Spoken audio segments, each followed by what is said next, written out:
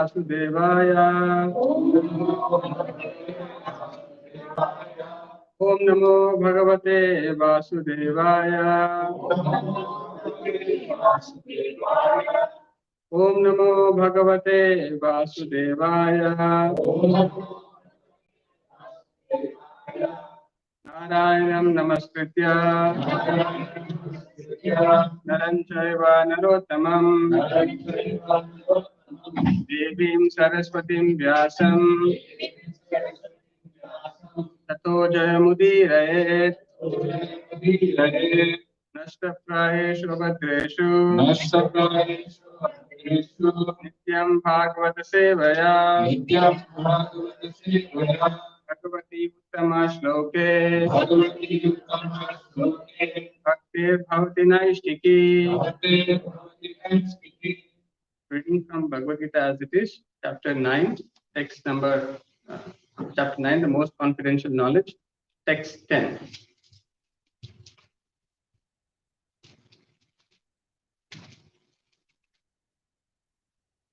मया अध्यक्षेण प्रकृति मयाध्यक्षेण प्रकृति सूयते स चराचरम् सूयते स चराचरम् हेतुना अनेन कौन्तेय हेतुनानेन कौन्तेय जगत् परिवर्तते मयाध्यक्षेण प्रकृति सूयते सा चराचरम् हेतुनानेन कौन्तेय जगत् परिवर्तते मयाध्यक्षेण प्रकृति सूयते सा चराचरम् हेतुनानेन कौन्तेय जगत् परिवर्तते मयाध्यक्षेण प्रकृति सूयते सा चराचरम् हेतुनानेन कौन्तेय जगत् परिवर्तते मयाध्यक्षेण प्रकृति सूयते सचराचरम् हेतुनानेन कौन्तेय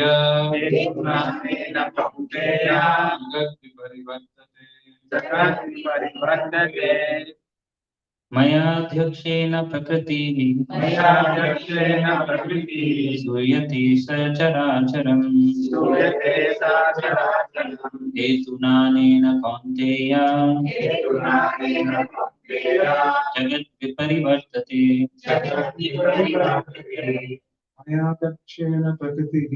मयाध्यक्षेण प्रकृति सचराचरम् हेतुनानेन कौन्तेय परिवर्तते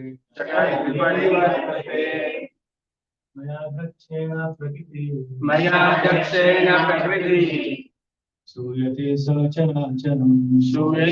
सचराचरम् हेतुनानेन कौन्तेय परिवर्तते जगत् परिवर्तते मयाध्यक्षेण प्रकृति सूयते सचराचरम् हेतुनानेन कौन्तेय जगत् परिवर्तते मयाध्यक्षेण प्रकृति सूयते सचराचरम्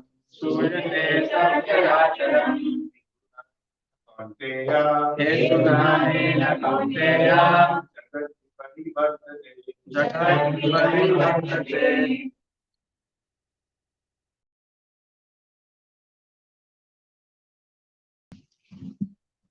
मयाध्यक्षेण प्रकृते मयाध्यक्षेण प्रकृतिः सूयते सा चराचरम् श्रूयते सा चराचरम् हेतुनानेन कौन्तेय हेतुनानेन कौन्तेय जगद्विपरिवर्तते जगद्विपरिवर्तते मयाध्यक्षेण प्रकृतिः मयाध्यक्षेण प्रकृतिः सूयते स चराचरम् श्रूयते सा चराचरम् हेतुनानेन कौन्तेय हेतुनानेन कौन्तेय जगद्विपरिवर्तते जगद्विपरिवर्तते मयाध्यक्षेण प्रकृतिः मयाध्यक्षेण प्रकृतिः सूयते स चराचरम् श्रूयते सा चराचरम् हेतुनानेन कौन्तेय हेतुनानेन कौन्तेय जगद्विपरिवर्तते जगद्विपरिवर्तते What word meaning? Maya by me. Adhyakshena by superintendence. Prakritihi material nature. Suyate manifest. Sa with characharam moving and non-moving. Hetuna for this reason. Anena yes. Kaunteya who son of Kunti.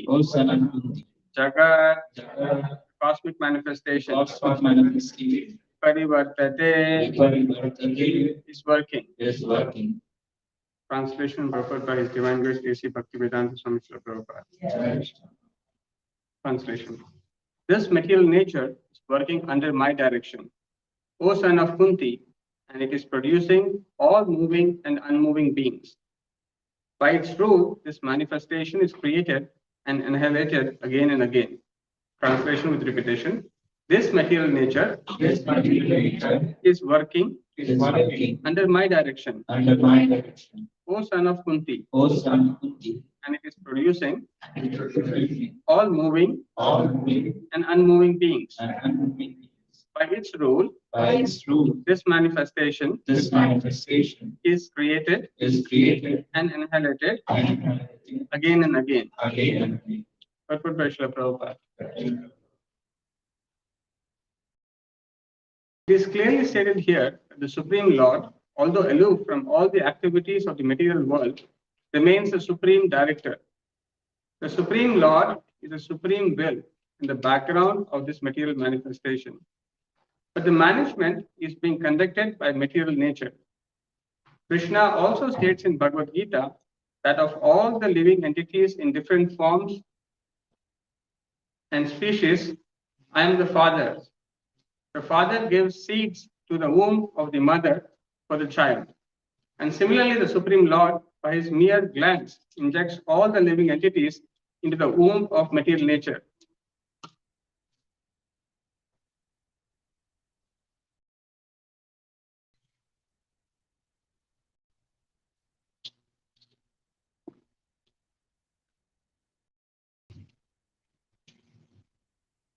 Into the womb of material nature, and they come out in their different forms and species according to their last desires and activities.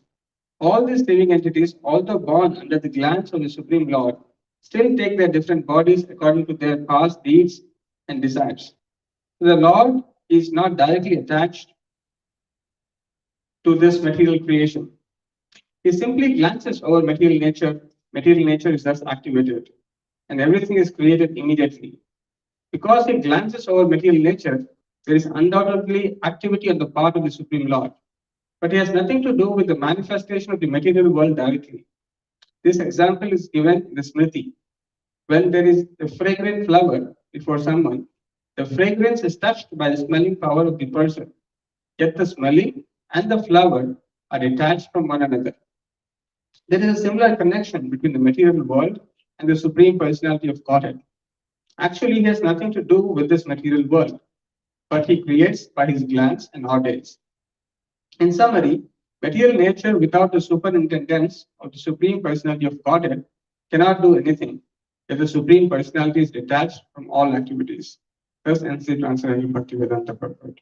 Om Ajnana Timirandasya Jnana Shalakaya Chakshurunmilitam Yena Tasmai Shri Gurave Namaha Nama Om Vishnu Padaya Krishna Prestaya Bhutale Srimate Bhakti Vedanta Swami Niti Namine Namaste Saraswate Deve Gauravani Pracharine Nirvishesha Shunyavadi Pashyata Deshatadine Jai Shri Krishna Chaitanya Prabhu Nityananda Shri Advaita Gadadhara Shri Vasati Gaura Bhakta Vrinda Hare Krishna, Krishna Krishna, Hare Hare, Hare Rama, Rama Rama, Hare Hare.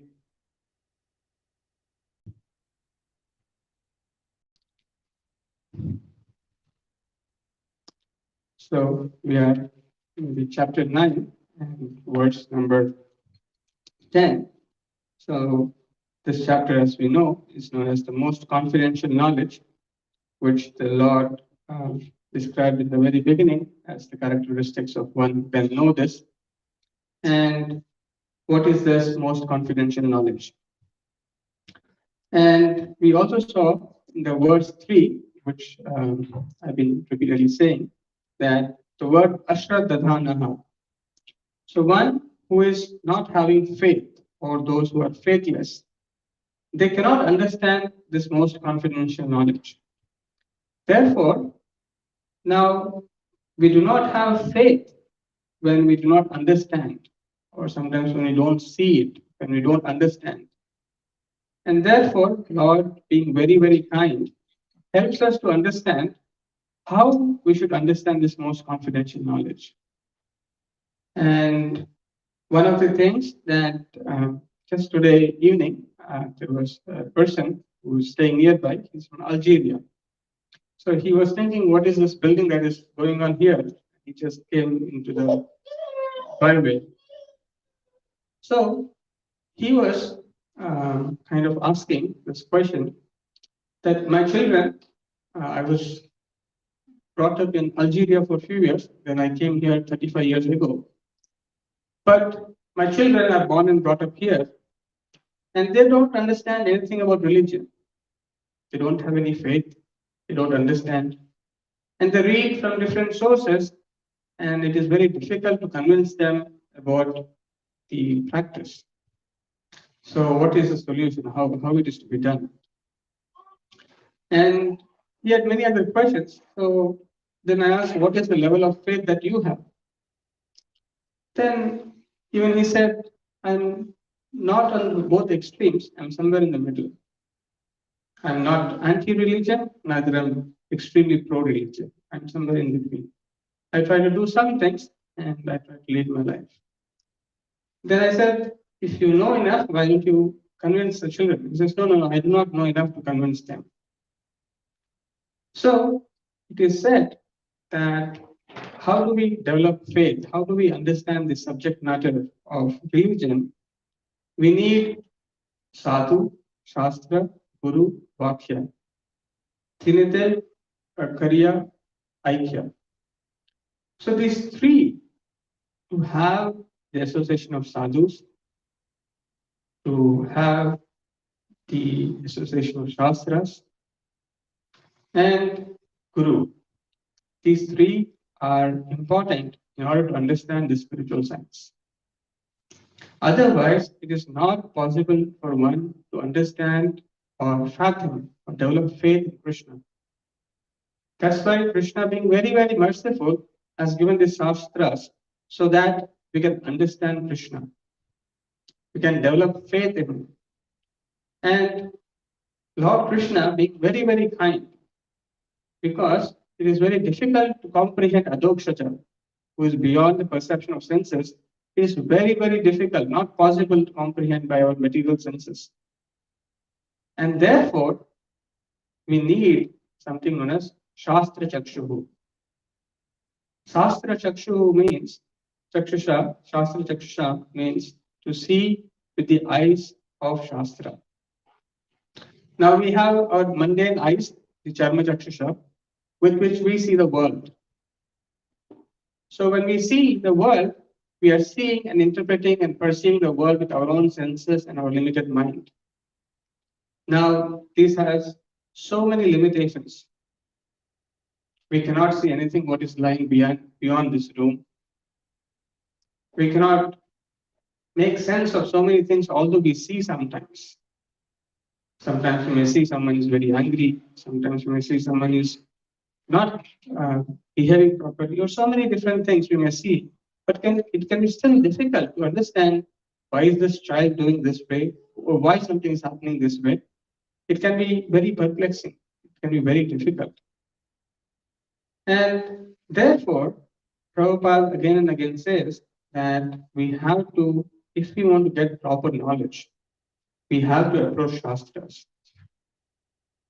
Because the Shastras are either the words of the Lord Himself or the great devotees. They help us to understand things which we are not able to directly understand. And not only we misunderstand things, we wrongly understand, we misinterpret, and we in fact do something very opposite of what it is. Therefore, Lord, being very merciful, is giving these instructions for us to see things in proper perspective. Otherwise, we will not be able to see things in proper perspective. And one of the things that we directly see is this material nature around us. So when a child or a young teenager wants to understand God, the immediate question is, I see this world here, which is functioning naturally. I can clearly experience it, I can clearly see it, but I don't see God. I don't see His presence, His activities anywhere. So how do I relate with Him?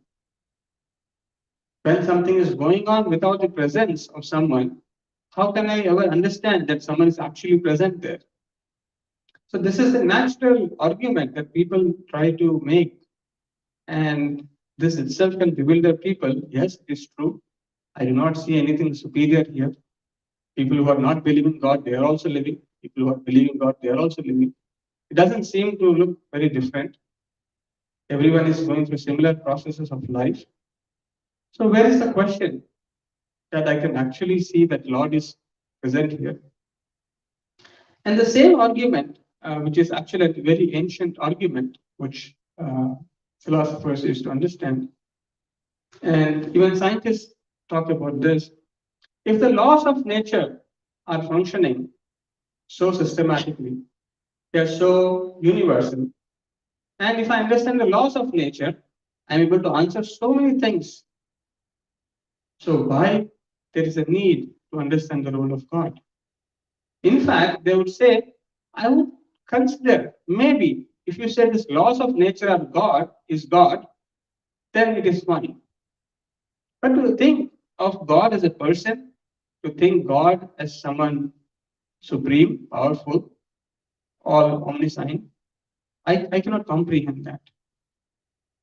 So even scientists who are so-called educated class of people and so-called philosophers who can also thought to be as deep thinkers, they get perplexed to see how is that when this world is functioning on its own, where is the role of the Lord?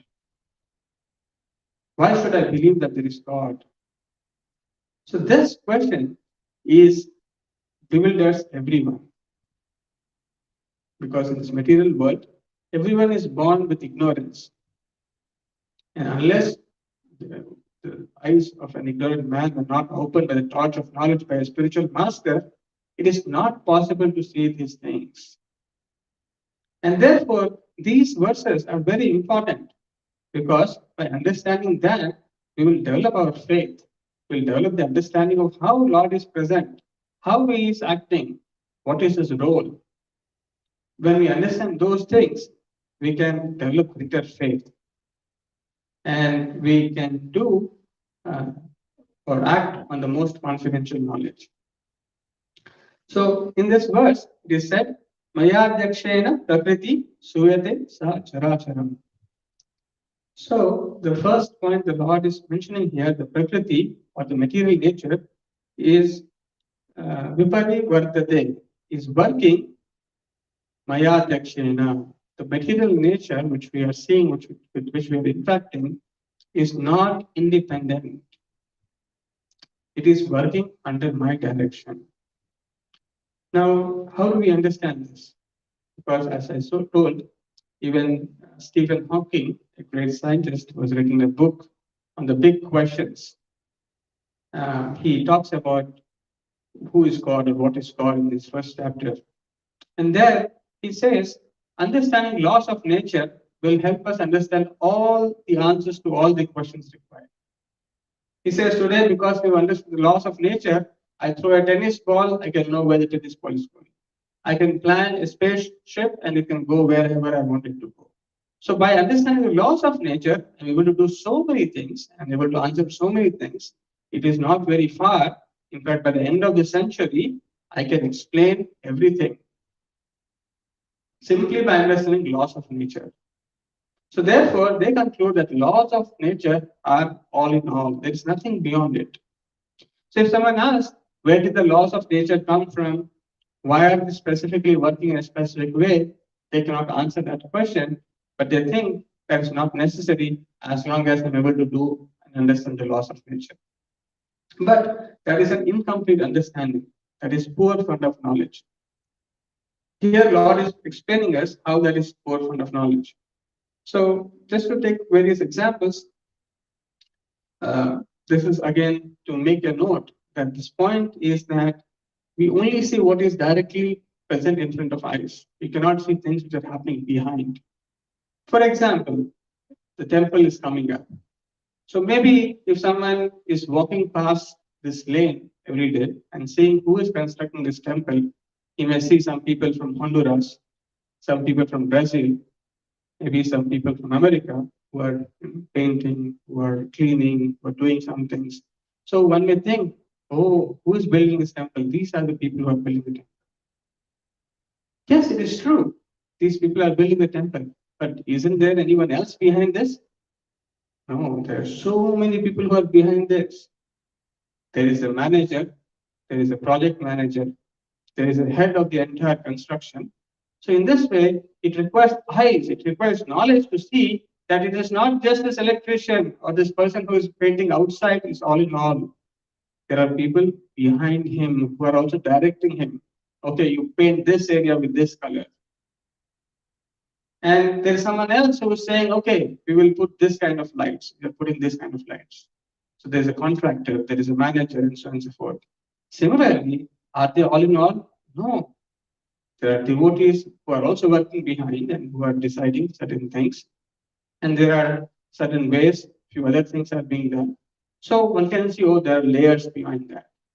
Similarly, one can see, oh, there are even further more layers. How did we come at all into this space? What is the behind? What is behind that? What is behind that? So then we'll see, oh, it's the mercy of Prabhupada that we actually came in touch with devotees. Then we actually took the devotional path. And actually then we came here. So, and then we will see, oh, it is actually the mercy of the Lord, by whose will, who wanted this holy name to be spread all over. And by his will, these things are manifested.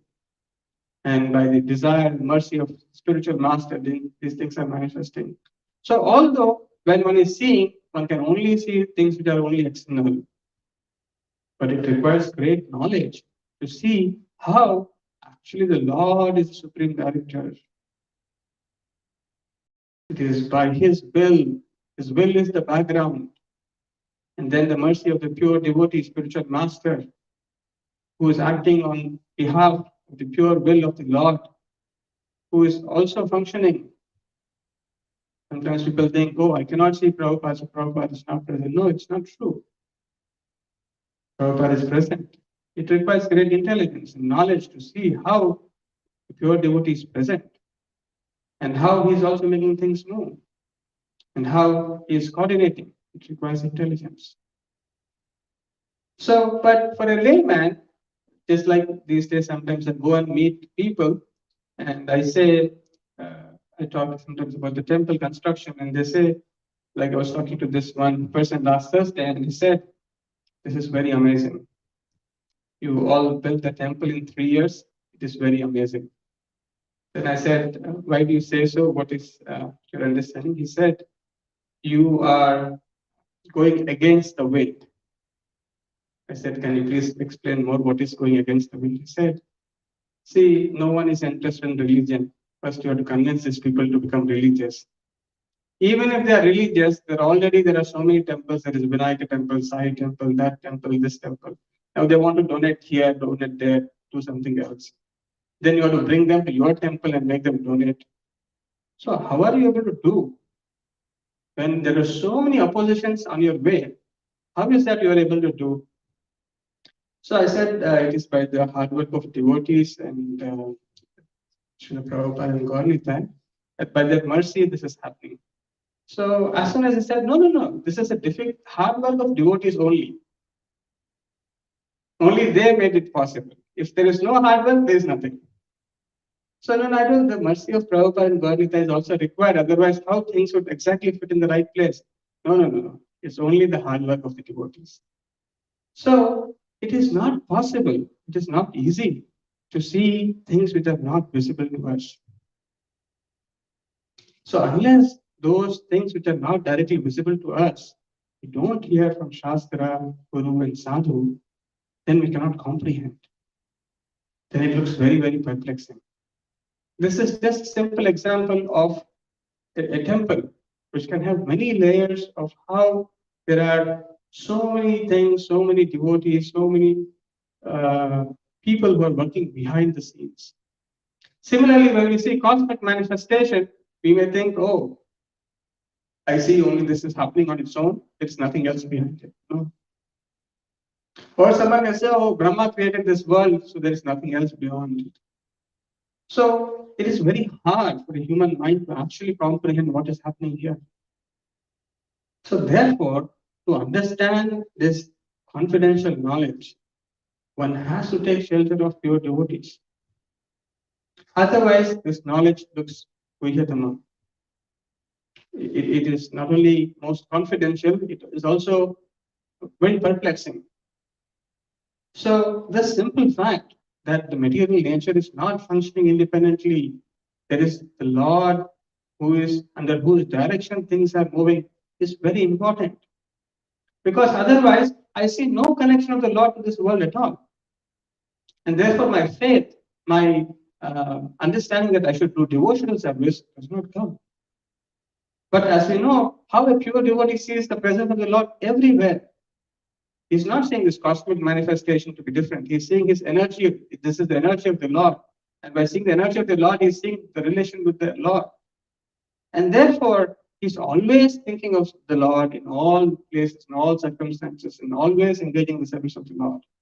But because we don't see these things, when it is said, Man mana bhava matapto or satatam kirtayanto ma, we think, how is it possible to remember the Lord always? How is it always possible to chant the names of the Lord? It is because we are not seeing the Lord's presence. Although He is pervading everywhere, He is the one who is moving things, under whose guidance these things are moving. Because we are not seeing, therefore we see disconnect from the Lord. And here Prabhupada is very wonderfully explaining that the Lord, although aloof from the activities of the material world, remains a supreme director. And this knowledge of the Lord being supreme director is not possible when one is in the lower modes of nature. When one is in the mode of Tamoguna and Rajoguna, it's very difficult to see the connection. How the Lord is directing, how the spiritual master is actually guiding. These things will not be understood. And therefore, the false conceptions of sometimes living entities, they think, I did everything.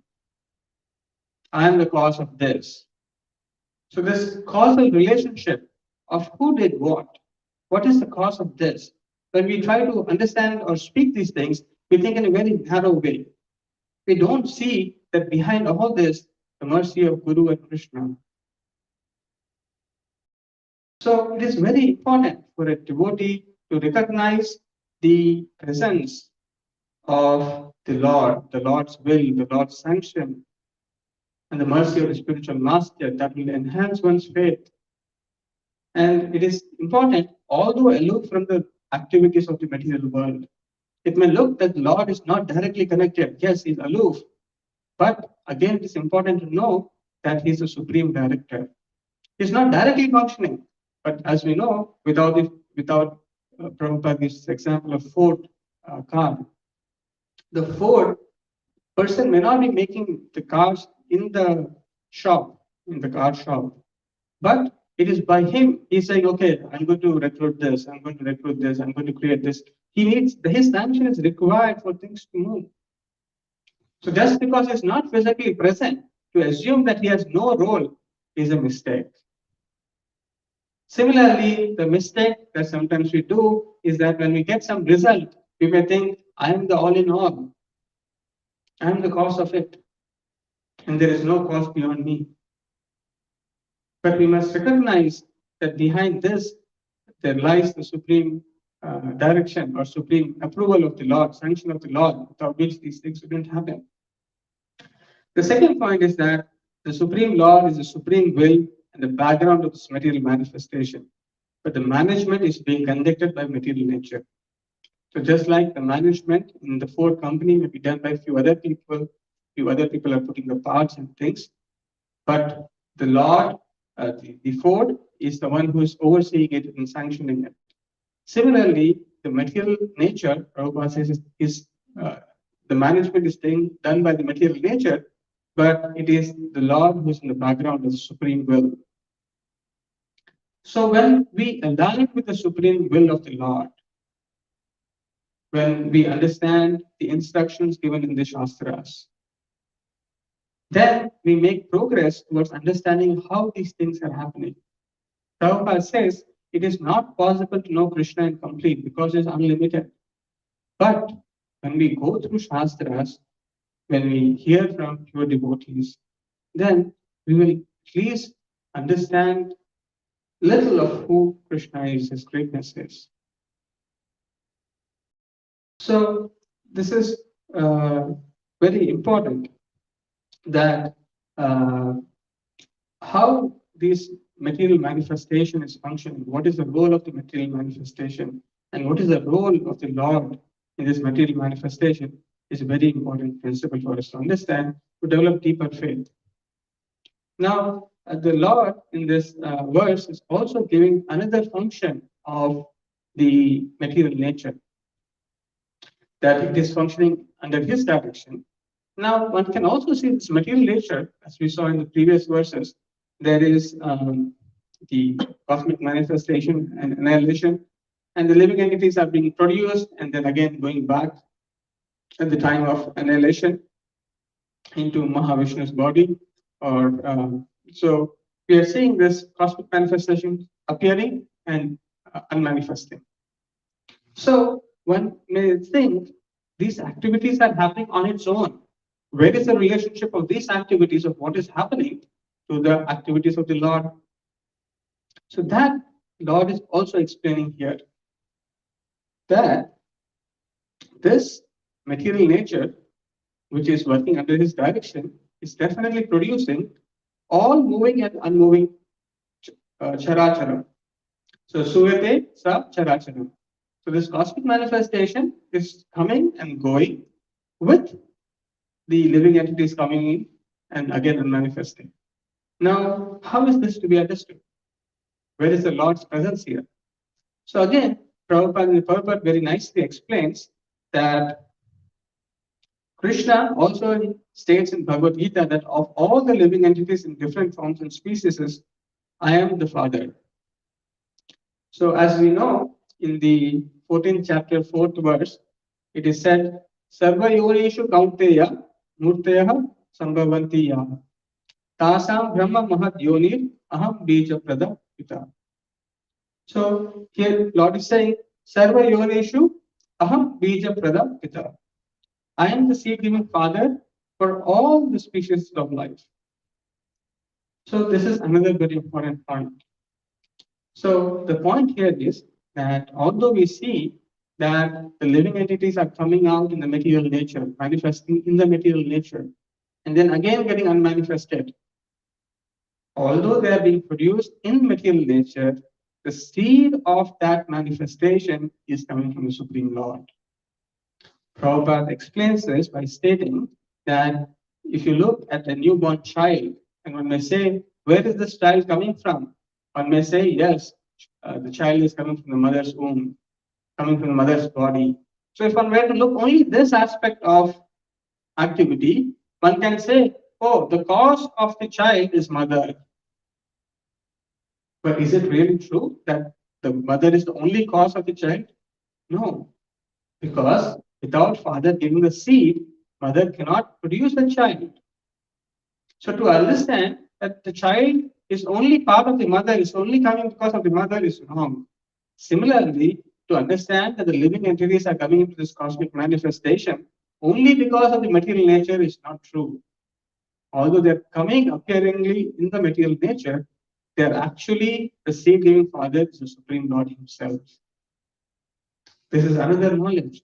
That means every one of us are connected with the Lord, as Lord says in 15th chapter, Amayahamsha, Jiva Loke, Jiva Bhuta, Sanatana. We are eternally part and parcel of the Supreme Lord. And He is the seed giving Father. So the relationship that we have with the Lord is always existing, is eternal. Although apparently it may look that one is taking birth in the material nature, whereas the Lord is present spiritually in the spiritual abode, one may think like that, but one must also understand that we are part and parcel of Him, and He is the source, is the cause for our existence. And thereby there is a relationship. And it should not be understood that there is no relationship, and only by material nature's own laws that the living entities are coming into existence. So Prabhupada is stating here that the father gives seed to the womb of the mother or the child, and similarly the Supreme Lord, by his mere glance, injects all the living entities into the womb of material nature. And they come out of in their different forms and species according to their last desires and activities. So another important point to note here is that in the normal case of father and mother giving rise to child, the seed is given through material ways. Whereas in the spiritual impregnation, the simple glance of the Lord is sufficient. The Lord, simply by glancing at the material nature, is able to give the seed of all living entities into the material nature. Now, it is also very important to note that one may say, okay, if the Lord is glancing at the material nature and He's creating all these species of life, why some species of life look to be better and why some species are not looking to be better? Okay, I accept the Lord as a cause. Now, here it looks like He is the one who is causing certain kind of discrimination between the living entities. If His glance is to be good, it should be such that all living entities are all perfect and there is no trouble at all. But here again, it should be understood that the reason why we see different forms and species of life is not because of Lord's discrimination, but it is because of the past activities and the desires of the living entities. So as we saw how living entities at the time of annihilation go back, and then again when they come from the body of Mahavishnu, how they, based upon the previous desires and activities, they get a specific form. So this is another very important, that nothing in this world is happening whimsically or randomly. So it is very important that every living entity owns a responsibility for the situation one is in. Somewhere, one has desired to be in this material world. Some activity one has done in the past, which is resulting them to be in the present. So usually when we are in lower state of consciousness, we are always disturbed by the external factors alone. That yes, this is a person of the cause, this is the person of my cause, of my situation that I'm in, and troubles that I'm in. And there's always an outward perception that we carry for any state of being that we are in. But a devotee must go inward. He must see, what is that I could have done here which has led me to be here? What is that I can improve? what is the right action according to Guru, Sadhu, and Shastra that I should do. So his worry of an opportunity, or sorry, his worry of a situation will become an opportunity of self-progress. Whereas for non-devotees or people who are in less consciousness, it becomes very agitating because they only see the cause to be everywhere else except themselves. And they don't see that as an opportunity to advance, to make a step forward in the way they can desire and the way they can act. Actually, every opportunity that is given to us, especially for devotees, there is always a scope of improving our desires and activities. Either those are positive factors or the negative factors, which apparently look like coming to oppose us in some ways. But in all cases, they're only meant to help us improve if we see them the right way. So it is also important to note that although this is happening by the glance of the Lord, as we saw in the last verse, that the udasinavat and asaktam, without attraction. So the Lord is detached, although he is the cause of the seed and he is the one who is impregnating the material nature with the living entities, is unattached, is desireless, is independent. What does that mean? That means when we build a house, we build a house so that we can enjoy the history. So there is a desire when I do manifestation or anything that I do, there's a hope that I can get something out of it. But in case of the Lord, he has nothing to do with material manifestation.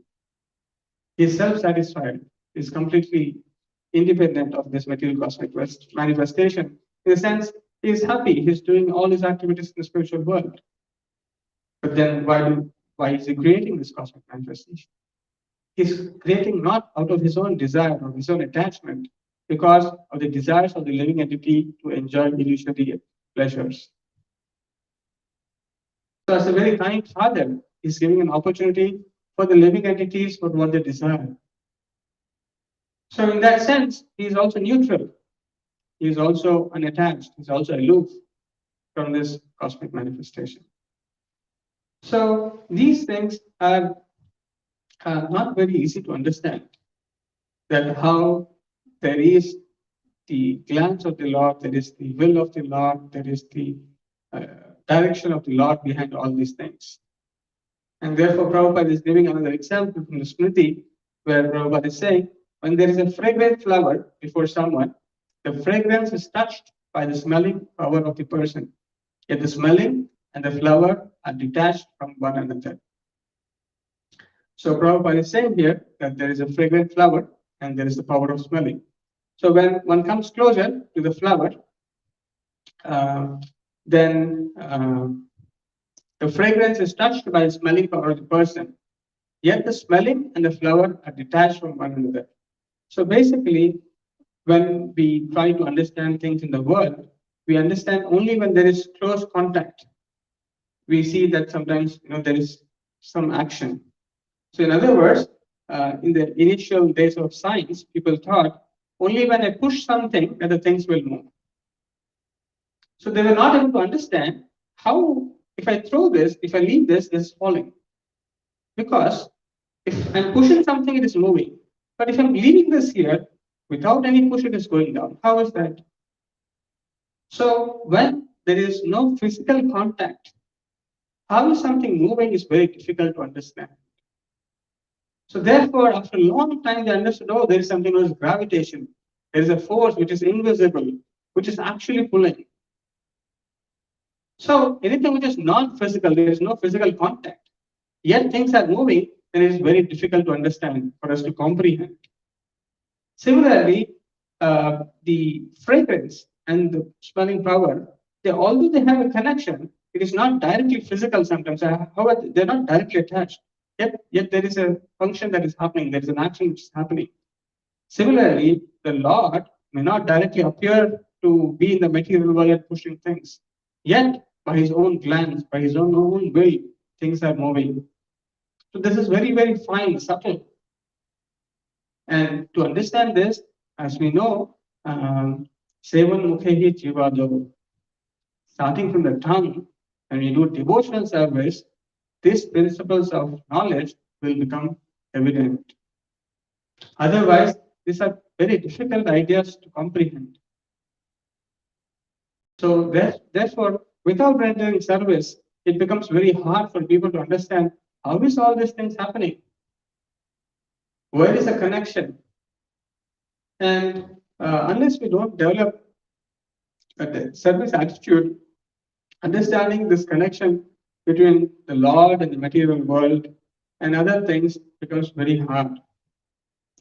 So Prabhupada in conclusion is saying that material nature without the superintendence of the Supreme Personality of Godhead cannot do anything. So we must recognize that just like the example of a person who wanted the egg and does not want to feed the hen. He thought, the back portion of the hen is giving eggs, so why should I feed it? So he cuts off the head, and then he recognizes there's no egg. So similarly, when people become little capable, little rich, little some kind of opulence that they have, they think, what is the necessity of God here? I got what I'm supposed to get. I'm so strong, so I remove the idea of God. That's how most people, when they become economically well, they forget God. They get some more education, they think, oh, what is the necessity of God? But they don't recognize it is by the mercy of the Lord one is actually getting all these things. But as soon as they cut that connection with the Lord and say, no, Lord is not present here. It is my by my hard work that I came to MIT, Harvard. I got first rank in IIT, JEE. So they disconnect the role of the Lord. As soon as one forgets the connection with the Lord, one is pulled by the material energy. And as one gets controlled or influenced by material energy, one gets entangled more and more. Whereas when one sees the presence of the Lord, the same activity, although one may be doing, he is getting more and more liberation. Because in all of his activities, he is seeing the presence of the Lord, he is acknowledging the mercy of the Lord, the direction of the Lord. In this way, one is becoming free. So one must know, although the Lord is detached from all these material activities, is aloof from the material activities, yet there is a role of the supreme direction that is giving by which this material world is moving. And so is he helping us in endless ways. And as we understand this, our appreciation and our practice of devotion will further increase. I'll stop here and see if there are any questions or comments.